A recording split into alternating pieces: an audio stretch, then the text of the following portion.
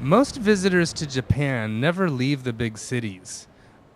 But when I come to Tokyo, I can't wait to get out. So I hop on an overnight ferry bound for the quiet island of Shikoku. I have some friends living there, soaking up life in the Japanese countryside.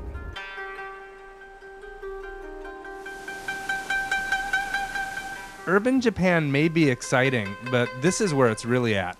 The spiritual center of the nation, the farm country. There's plenty of nature and clean air, and a kind of stillness that's completely lost in places like Tokyo. When I first met Misa Ichikawa, we both lived in Sapporo, one of Japan's biggest cities. But her heart was back here in Shikoku, where she grew up. Out there in the big city, all the pace is really fast, and I kind of found it really difficult to keep up with it. So this is really good, living really slow life, a quiet life here. I'm kind of country person, country mouse, so I think it suits me, suits my personality, and I think I like it a lot. Misa's husband is taken to the slow life as well. He was born and raised in big cities, but now he's learning to become a rice farmer, which is not an easy second career. People will tell you straight out that, nah, you're mad, you won't make money out of, or you can't make a living out of farming these days, stick to your English teaching, that's better. Sean Burgoyne was born in Australia, and I knew him in Sapporo too when he was teaching English. He always hated it, but I was still surprised when I heard he had decided to pass up the easy money of English teaching for back-breaking farm work. Milking time. Sean and Misa live on an old farm with 10 chickens, 2 dogs, and a goat named Suzu-chan. It's a pretty unusual lifestyle choice in contemporary Japan. Fewer and fewer young people here are choosing to live in the country. The lure of the cities is just too strong, especially for the children of farm families. As a result, rural Japan is depopulated. The average age of a farmer in Japan is over 60. When Sean and Misa decided to move here, retired farmers welcomed them. They gave them an abandoned house and some fields to cultivate rent-free, just because they were willing to keep the land from being reclaimed by forest.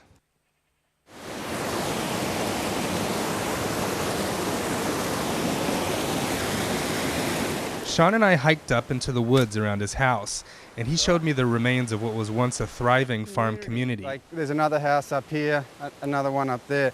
There would have been a small community. Probably everyone had the same surname, It was like one family, one clan.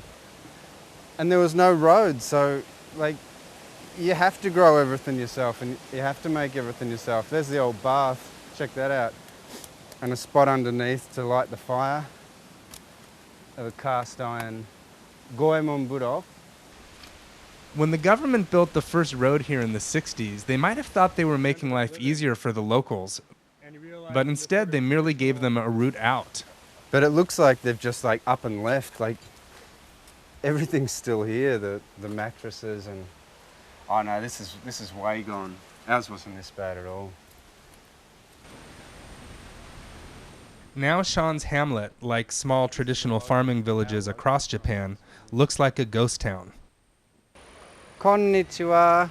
We walked on to visit one of the 5 remaining households in Sean's hamlet. Mr. and Mrs. Nishimura greeted us with tea. 川の縁は全部ずーっと奥まで田んぼでしたわ。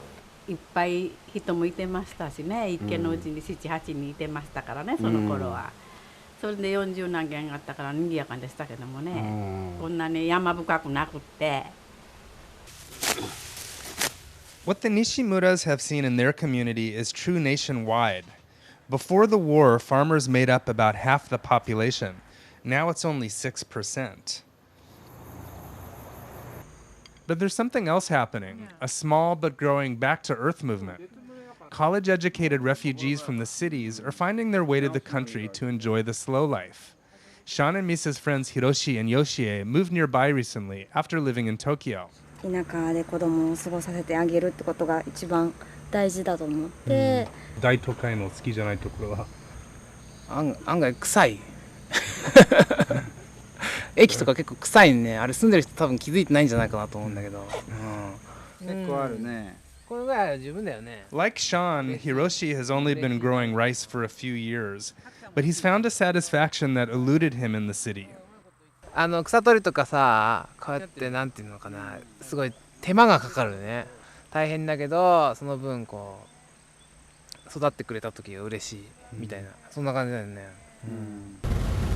Give you a bit of a guided tour. When Sean was struggling with his first rice crops, his wife Misa talked him into finding a mentor. He took me on a drive to meet Mikio Shimaoka, a successful rice farmer he calls Otosan, Japanese for father. So what's your relationship like with him?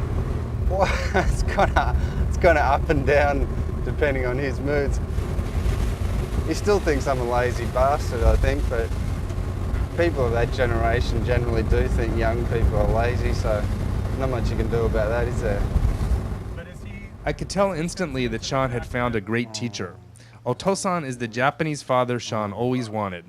ショーンが初めて訪ねてきた時はどう思ったんですか？まあ変な外人がいたその時も今と同じようにズボンがもっとこの辺まで破けて、あ、そう。いやいかん。その時はお米作りたいという、その希望があったから、もうその目を輝かしとった。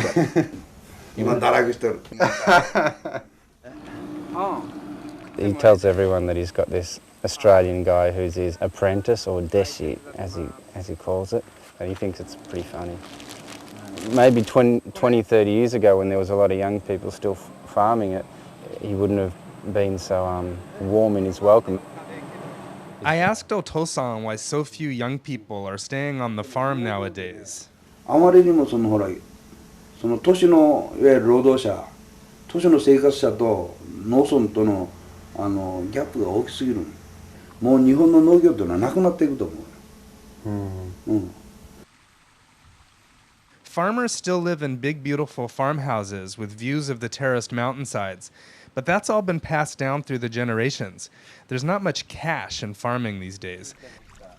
Just a lot of physical labor and a quiet lifestyle that doesn't seem to mean much to young people anymore. Still, my friend Sean seemed eager to keep learning and to make his way as a Japanese rice farmer.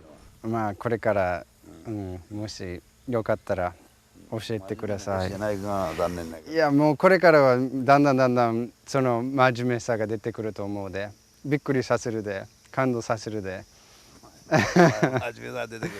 Sean gave me reason for hope. Maybe there's some life left in rural Japan after all. I don't have great dreams of earning a lot of money or of buying this and buying that or travelling here and travelling there, so yeah, I like it.